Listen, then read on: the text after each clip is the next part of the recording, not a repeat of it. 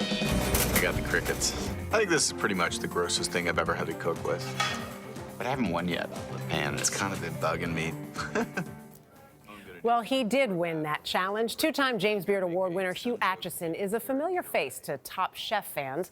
This morning, we uncover a different side of the man many know as the sarcastic chef of the South, tracking Acheson's journey from the kitchens of Canada to Athens and Atlanta, Georgia, in a special Christmas edition of The Dish. When you start working in kitchens at age 15, you get pretty comfortable. As a celebrity chef, Hugh Acheson's ease with cutlery and camera crews is pretty much on par. Can you mic her up? So what we're doing next is this. What you're gonna do is just kind of pull out as you're tightening just a little bit, and that'll form the circle more. It doesn't want to cooperate. I know, it's not cooperating. You guys are gonna be editing this. Aha. Yep, we're building something. He's building a crown of lamb. Something he does each December as the centerpiece of his family's Christmas Eve dish. Now, I wouldn't eat this much butter every day, but that's what makes food better. It's Christmas Eve, so you might as well. So now this is going to go into an oven down there, a 350. Do you find when you eat something like that has so many memories, can you feel like you're back in time? I think the most memorable meals of your life always pull at a heartstring of familiarity of something you've experienced before. Yeah. And I think holiday dinners are really important to kind of ground us all. You can go out for Szechuan food on Christmas night, and if that's your tradition, so be it. That's great. I will say it.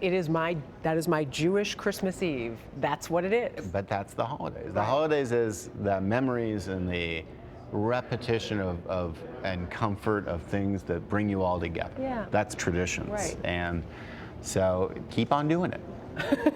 Acheson still remembers the more everyday food he ate growing up in Ottawa, Canada. We had one of the first microwaves. My dad would take acorn squash, cut it in half, and put a pat of butter and real Canadian maple syrup and get it in the microwave. And it's the best thing ever.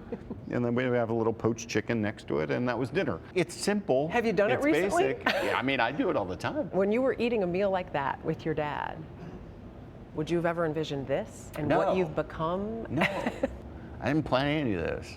For nearly 30 years, Acheson worked in kitchens in Ottawa, Montreal, and San Francisco before settling in Athens, Georgia, home to the rock band REM and the University of Georgia. In 2000, he opened 5 and 10, the first of 2 Athens restaurants. A decade later, he expanded to Atlanta with Empire State South.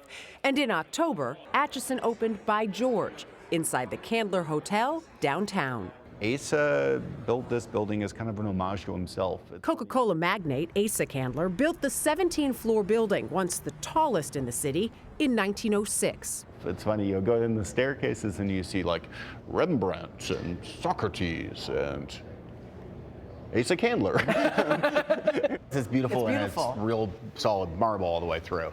And these chandeliers and things like that. Acheson named his restaurant after the building's 2 architects, both named George. I mean, This is, so stunning. that's the Tiffany windows when they're not illuminated. the building, which was last home to a bank, features the original brass elevator doors in the lobby.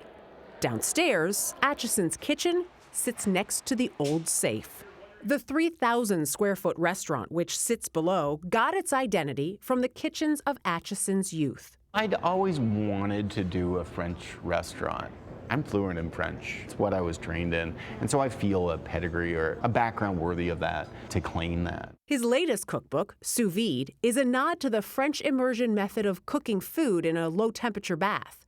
Sous Vide, like Acheson's previous cookbooks, includes illustrations that he prefers to call doodles. Where did that start from?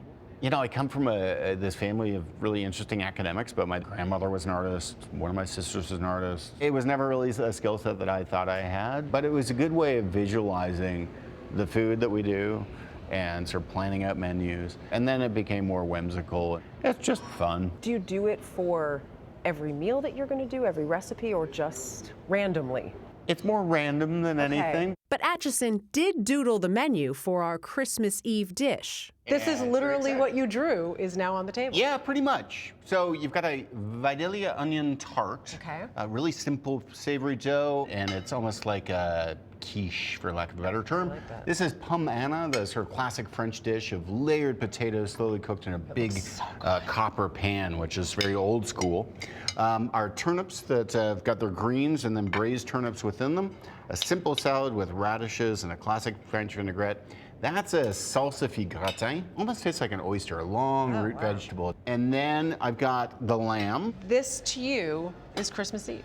This is Christmas Eve pretty much every year. You know, when I was young, I was so bad. I would like find all my Christmas presents, unwrap them, and then I would use them, and then I would wrap them back up and stick them under a tree. Nobody ever noticed. I'm just realizing there's one thing we have not tried yet. Oh, the Bûche de Noël. Yeah, are you gonna go for that? How do Well, you have not, to. right? Bûche de Noël is this classic roll cake. Christmas Eve and Christmas are all multi-generational too. It's like your aim is to make people happy. This is just So fun. make them a log. I mean, it's chocolate and sugar and It's good. so good. Cheers. Well, yeah, cheers. Thank you for making this for us. Thank you for coming Thank you. to Atlanta, and to the Candler, and to By George. All right.